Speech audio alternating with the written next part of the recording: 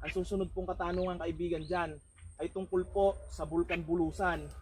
Napanood ko po kasi kaibigan na nagbubuga po ito ng makakapal na usok at ng mga graba. Kaibigan, pwede po bang silipin kung ligtas pa po ba na mag-stay po ang mga malalapit po doon sa bulkan na iyon?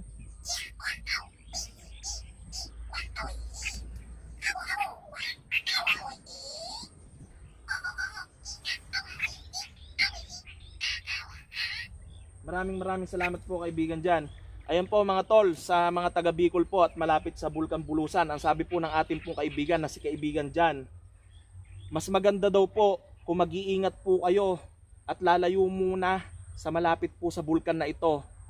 Lalo na po yung mga malalapit sa bulkan, dahil anuman daw pong oras at anuman daw pong panahon ay pwede na daw po itong sumabog. Dahil na-reach na daw po ng bulkan na to ang capacity daw po niya. Kaya daw po ito nagbubuga ng graba at makakapal na usok. Yun po ang sabi ni kaibigan dyan. Salamat po kaibigan dyan.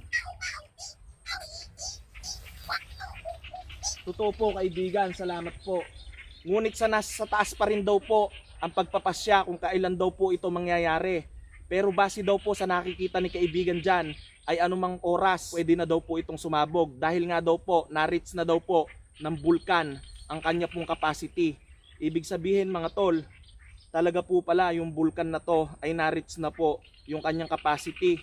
Kaya po siya ay nagkakaganito. Yun po ang sabi ni kaibigan dyan.